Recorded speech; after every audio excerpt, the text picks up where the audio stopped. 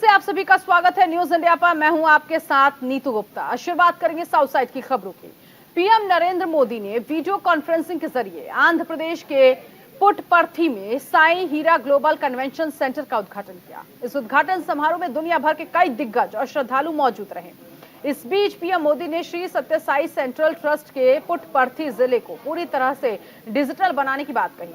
इसके साथ ही पीएम मोदी ने इसकी खूबियां गिनाते हुए कहा, पर्यावरण और टिकाऊ जीवन शैली जैसे क्षेत्रों में भारत के उभरते नेतृत्व के लिए ऐसे सभी प्रयासों में सत्य साई ट्रस्ट जैसे सांस्कृतिक और आध्यात्मिक संस्थानों की महान भूमिका है।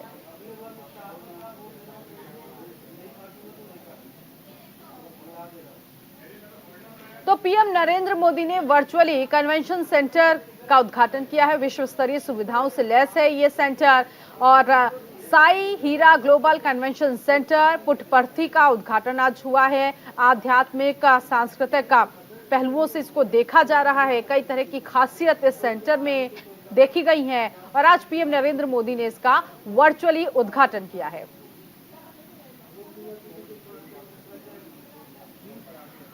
तो जिस कन्वेंशन सेंटर का आज पीएम नरेंद्र मोदी ने उद्घाटन किया है उसकी कई खासियत है। जान लेते हैं कि क्या क्या खासियत इस सेंटर की है। सबसे पहले अत्याधुनिक सुविधाओं से युक्त है कन्वेंशन सेंटर। प्रशांति नीलयम श्री सत्य साई बाबा का ये आश्रम है जहां सांस्कृतिक आदान प्रदान में मदद मिलेगी, आध्यात्मिकता और वैश्विक सद्भाव को बढ़ावा मिलेगा। श्री सत्य साई बाबा की शिक्षाओं के बारे में लोगों को जानकारी मिलेगी। विश्व स्तरीय सुविधाओं से लैस है ये कन्वेंशन सेंटर। आपसी संवाद और समझ को बढ़ावा मिलेगा। परिसर में ध्यान कक्ष भी है, शांत उद्यान, आवासीय सुविधाएं भी उपलब्ध हैं। तो ये तमाम खासियत जो है इस कन्वेंशन सेंटर की है जिसका आज पीएम नरेंद्र मोदी ने वर्चुअली उद्घाटन किया। इस पूरे आयोजन में श्री सत्य साई की प्रेरणा, उनका आशीर्वाद हमारे साथ है। मुझे खुशी है कि इस पवित्र अवसर पर श्री सत्य साई बाबा के मिशन का विस्तार हो रहा है। श्री हीरा ग्लोबल कन्वेंशन सेंटर के रूप में देश को एक प्रमुख विचार केंद्र मिल रहा है। मैंने इस कन्वेंशन सेंटर की तस्वीरें देखी हैं और अभी आपकी इस छोटी सी फिल्म में भी उसकी झलक देखने को मिली। इस सेंटर में आध्यात्मता की अनुभूति हो और आधुनिकता की आभा भी हो। इसमें सांस्कृतिक दिव्यता भी है और वैचारिक भव्यता भी है। ये सेंटर स्पिरिचुअल कॉन्फ्रेंस और एकेडमिक प्रोग्राम्स के लिए एक केंद्र बनेगा। यहां अलग अलग क्षेत्रों से जुड़े पूरी दुनिया के विद्वान और एक्सपर्ट्स इकट्ठा होंगे। मैं आशा करता हूं कि इस सेंटर से युवाओं को बहुत मदद मिलेगी। साथियों, कोई भी विचार सबसे प्रभावित तब होता है जब वो विचार आगे बढ़े, कर्म के स्वरूप में आगे बढ़े। उधर कर्नाटक में विपक्षी दल बीजेपी ने प्रदर्शन किया। बीजेपी की तरफ से यह प्रदर्शन 5 चुनावी गारंटी को पूरी तरह से पूरा करने पर कथित तौर पर विफल रहने को लेकर किया गया। इस दौरान बीजेपी की तरफ से कांग्रेस सरकार के खिलाफ राज्य विधानसभा के अंदर और बाहर विरोध प्रदर्शन किया गया, जिसकी वजह से निचले सदन की कार्यवाही 2 बार स्थगित हो गई।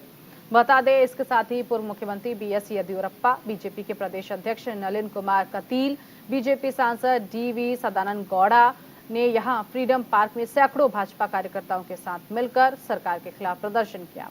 इस दौरान प्रदर्शन कर रहे लोगों का कहना है कि कांग्रेस ने अपनी 5 गारंटी के जरिए लोगों को गुमराह किया है।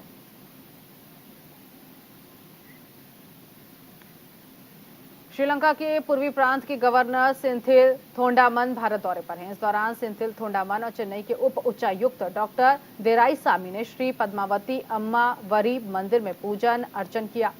इस दौरान मंदिर परिसर में जो लोग मौजूद थे उनका स्वागत भी किया गया। दोनों ने देवी श्री कनक दुर्गा के दर्शन किए और मंदिर के पुजारियों ने विशेष पूजा करवाई। इससे पहले मंदिर के ईओ डी ब्रह्म रंभा और ट्रस्ट बोर्ड के अध्यक्ष करनाती रामबाबू ने परंपरा के अनुसार उनका गर्मजोशी से स्वागत किया था।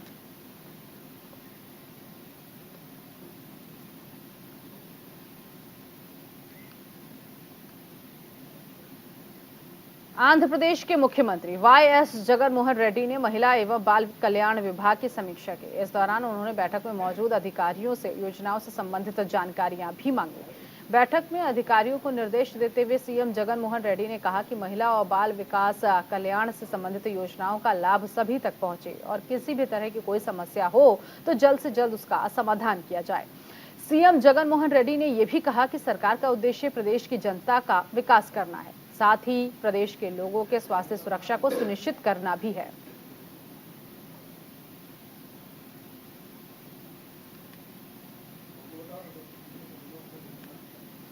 आंध्र प्रदेश के विजयवाड़ा में मुख्यमंत्री वाई.एस. जगन मोहन रेड्डी ने राज्य में स्वास्थ्य सेवाओं को मजबूत करने के लिए सरकार की 34.79 करोड़ रुपए की लागत से खरीदी गई 146 नई एम्बुलेंस को हरी झंडी दिखाई। उन्होंने अपने कैंप कार्यालय में ऐसा किया। वहीं मुख्यमंत्री ने व्यक्तिगत रूप से प्रत्येक एम्बुलेंस में स्थापित चिकित्सा सुविधाओं का निरीक्षण किया ताकि ये सुनिश्चित किया जा सके कि मरीजों को उच्च गुणवत्ता वाली आपातकालीन स्वास्थ्य सेवाएं मिल सकें। स्वास्थ्य अधिकारियों का कहना है कि नई एम्बुलेंस का अधिग्रहण उन पुराने वाहनों को बदलने के लिए किया गया था जो लगभग 2.5 लाख किलोमीटर से अधिक की दूरी तय कर चुके थे, जिन्हें लगातार मरम्मत की जरूरत होती है। बता दें 146 एम्बुलेंस को आवश्यकता के आधार पर कई जिलों को आवंटित किया गया है और उन्होंने ये भी कहा कि स्वास्थ्य सेवा प्रणाली में सुधार के साथ राज्य सरकार चिकित्सा आपदा स्थिति को संभालने के लिए अच्छी तरह से सुसज्जित थी।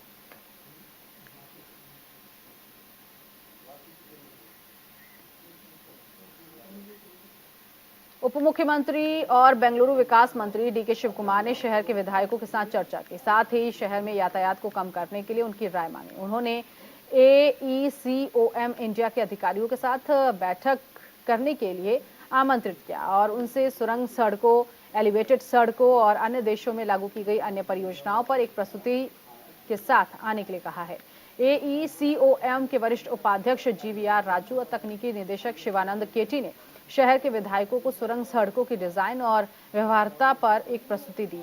प्रस्तुति के बाद शिव कुमार ने मीडिया से कहा कि मैंने सुरंग सड़कों पर शीर्ष नागरिक अधिकारियों और शहर के विधायकों की राय और सुझाव मांगे।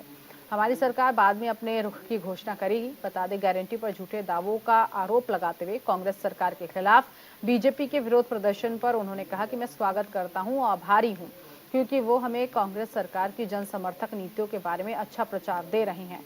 उप मुख्यमंत्री डीके शिव कुमार और परिवहन मंत्री रामलिंगा रेड्डी ने कहा कि सरकार अदालत के फैसले के अनुसार चलेगी और कानून का पालन करेगी। कर्नाटक हाईकोर्ट ने वार्ड परिसीमन प्रक्रिया को फिर से करने के लिए सरकार को 12 सप्ताह का समय दिया है।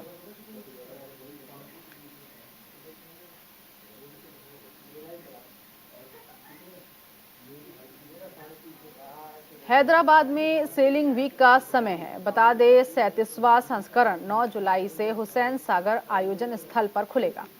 देश भर के कई राज्यों से 100 से ज्यादा नाविकों के लेजर स्टैंडर्ड, लेजर रेडियल और लेजर 4.7 की 3 श्रेणियों में प्रतिस्पर्धा करने की उम्मीद है। प्रेस कॉन्फ्रेंस में मेजर जनरल और डिप्टी कमांडेंट अजय शर्मा ने नेशनल याचिंग एसोसिएशन के तत्वाधान में होने वाले टूर्नामेंट की विस्तार से जानकारी दी। इस मौके पर उन्होंने कहा, हम पिछले एक पखवाड़े से हैदराबाद सेलिंग वीक के लिए कड़ी मेहनत कर रहे हैं। इसके तहत हमने नाविकों को प्रशिक्षण दिया है।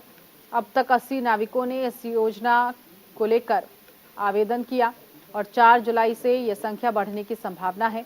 पर्यावरण अनुकूल नौकायान की लोकप्रियता लगातार बढ़ रही है। उन्होंने कहा, युवा नौकायान को करियर के रूप में चुनकर आगे बढ़ रहे हैं। हैदराबाद सेलिंग वीक के साथ साथ राष्ट्रीय जजों के लिए राष्ट्र स्तर पर सेलिंग कोचिंग कैंप और सेमिनार का आयोजन किया जा रहा है।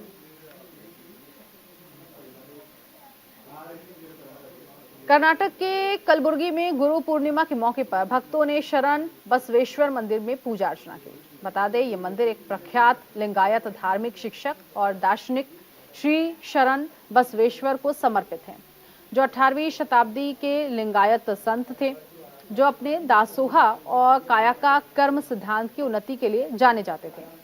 मंदिर में भक्तों का तांता लगा दिखाई दिया और भक्तों ने उत्साह के साथ दर्शन पूजन किया।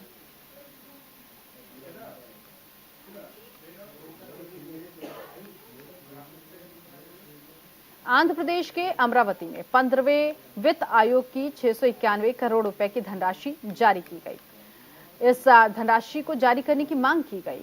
बता दें, 200 सरपंचों ने ताड़ेपल्ली में पंचायत राज आयुक्त के कार्यालय का घेराव करने की कोशिश की, जिन्हें पुलिस ने गिरफ्तार कर लिया। पुलिस ने सरपंचों को सड़क पर घसीटा और पुलिस स्टेशन भेज दिया। एपी ग्राम पंचायत के सरपंच संक्षेमा संगम के अध्यक्ष चिलकलापति पापा राव ने विरोध प्रदर्शन का नेतृत्व किया। इस मौके पर बोलते हुए उन्होंने सरकार से 15वें वित्त आयोग की धनराशि तुरंत जारी करने की मांग की। उन्होंने आलोचना की कि मुख्यमंत्री वाईएस जगनमोहन रेड्डी ग्राम पंचायतों को राशि जारी नहीं कर रहे हैं। उन्होंने चेतावनी दी कि आने वाले चुनाव में मतदाता वाईएसआरसीपी को सबक सिखाएंगे। उन्होंने ये भी कहा कि सरकार का इस तरह से सरपंचों का अपमान करना सही नहीं है।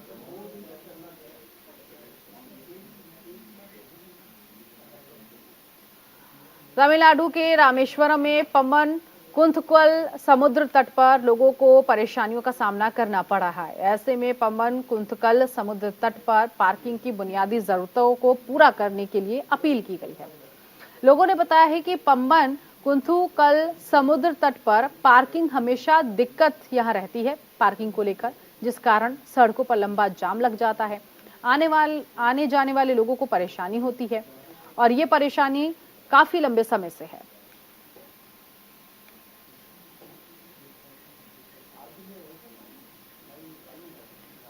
कर्नाटक के मंगलौर में भारी बारिश हुई, जिसकी वजह से शहर के कई हिस्सों में जलभराव की स्थिति देखने को मिली। भारी बारिश की वजह से ऑफिस जाने वाले लोगों को दिक्कतें हुई। जलभराव की वजह से कई गाड़ियां सड़कों पर फंसी नजर आईं और ये आलम देखिए मंगलौर की है, जहां सड़कों पर पानी भरा हुआ है। यहां पर जो गाड़ियां थी वो वहीं फंसी रह गई। लोग साइड से निकलने की कोशिश कर रहे हैं, घुटनों तक पानी भरा हुआ है। आसपास जो दुकानें हैं उनमें भी पानी घुस गया है और बारिश की वजह से जनजीवन अस्त व्यस्त हो गया है।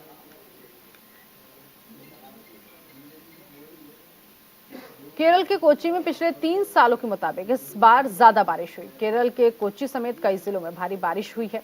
बता दें आपको कि मूसलाधार बारिश के कारण मौसम के तापमान में गिरावट तो आई ही, इसके साथ ही लोगों की परेशानियां बढ़ गई। भारत मौसम विज्ञान विभाग का कहना है कि मध्य भारत, दक्षिण प्रायद्वीपीय और पूर्वी भारत और पूर्वोत्तर, इसके अलावा उत्तर पश्चिम भारत के कुछ इलाकों में जुलाई में सामान्य से ज्यादा बारिश होने की संभावना है। पूरे राज्य में 6 जुलाई तक अलर्ट जारी किया गया है। साथ ही भारी बारिश से इडुक्की, कन्नूर और कासरगोड जिलों को ऑरेंज अलर्ट पर रखा गया है। 9 जिलों के लिए ऑरेंज अलर्ट जारी किया गया। आईएमडी ने आधिकारिक तौर पर देश भर में मानसून के आगमन की घोषणा की है। मौसम प्रणालियों के प्रभाव की वजह से पश्चिमी हवाओं में ज्यादा सुव्यवस्थित होने का अनुमान जताया गया। केरल राज्य आपदा प्रबंधन प्राधिकरण के मौसम विज्ञानी राजीवन एरिकुल्लम ने यह कहा कि बिपरजॉय ने जून में बारिश को बाधित कर दिया और हवा को सुव्यवस्थित करने में समय लगा। मौसम विशेषज्ञ भी कम दबाव वाले क्षेत्रों के विकसित होने की उम्मीद कर रहे हैं, जिससे आने वाले दिनों में बारिश ज्यादा होगी। केरल में मानसून की तेज बारिश के कारण बुखार के मामले बढ़ गए हैं। राज्य में डेंगू बुखार से अब तक 18 से ज्यादा लोगों की जान जा चुकी है। प्रदेश में डेंगू सहित रेड फीवर, चिकनगुनिया और H1N1 का संक्रमण तेजी से फैल रहा है। 12,000 से ज्यादा लोग इन बीमारियों की चपेट में आ चुके हैं।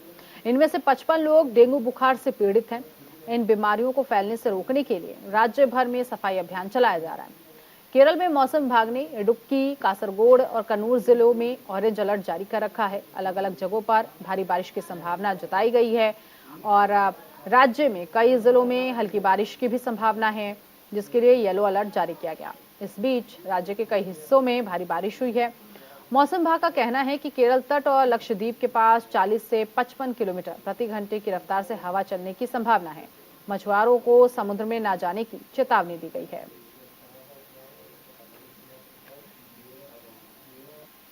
हैदराबाद सीमा शुल्क ने राजीव गांधी अंतर्राष्ट्रीय हवाई अड्डे पर एक व्यक्ति को गिरफ्तार किया और लगभग 14 करोड़ 2 लाख रुपए के 2027 ग्राम हेरोइन जब्त की। ड्रग्स ले जाने वाला यात्री बुरुंडी का नागरिक बताया जा रहा है। कुल 2027 ग्राम हेरोइन को लेकर ये जा रहा था। ये हेरोइन जब्त हुई है, जिसके अंतर्राष्ट्रीय बाजार में कीमत लगभग 14 करोड़ 2 लाख रुपए है। यात्री को एनडीपीएस अधिनियम 1985 के तहत गिरफ्तार किया गया। इसके साथ ही कोर्ट ने आरोपी को न्यायिक हिरासत में भेज दिया है। हैदराबाद सीमा शुल्क अधिकारी ने नशीले पदार्थों की ये बड़ी खेप पकड़ी है। यात्री प्रोफाइलिंग और सावधानी पूर्वक अवलोकन के आधार पर आरजीआईए में हैदराबाद सीमा शुल्क के अधिकारियों ने बुरुंडी गणराज्य के नागरिक की पहचान की और उसे रोक लिया। नशीले पदार्थों के साथ आरोपी का हैंडबैग, कपड़े और साबुन को वो लेकर जा रहा था और इन्हीं में उसने हेरोइन छुपा रखी थी। पैक्स के सामान की जांच करने पर यह देखा गया कि 8 पारंपरिक अफ्रीकी पोशाक, एक महिला हैंडबैग और 3 साबुन सामान में सामान्य वजन से ज्यादा भारी लग रहा था। देखने वाली बात है कि खंगालने के बाद सफेद पाउडर भी मिला है, जिसकी जांच की जा रही है। अधिकारी ने यह भी कहा कि ये जो मादक पदार्थ है ये अब बरामद कर लिया गया है और ये बहुत ज्यादा नशीला पदार्थ है, जानलेवा है, जो एनडीपीसी अधिनियम 1985 के तहत बैन है और अब इस पूरे मामले में शख्स की गिरफ्तारी होने के बाद आगे की जांच चल रही है।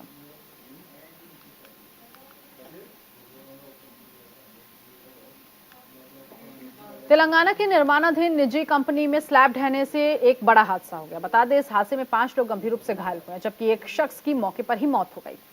घायलों का इलाज अस्पताल में चल रहा है। इसके साथ ही साथ पुलिस इस पूरे मामले में आगे की जांच भी कर रही है। कई घायलों की स्थिति गंभीर है। दरअसल बिल्डिंग का स्लैब गिरने की वजह से लोगों ने आनन फानन में प्रशासन को इस पूरे मामले की जानकारी दी। पुलिस विभाग के अधिकारियों ने मौके पर पहुंचकर घायलों को अस्पताल पहुंचाया और शव को कब्जे में लेकर पोस्टमार्टम के लिए भेज दिया है। और इसी के साथ इस बुलेटिन में अभी के लिए बस इतना ही। नमस्कार।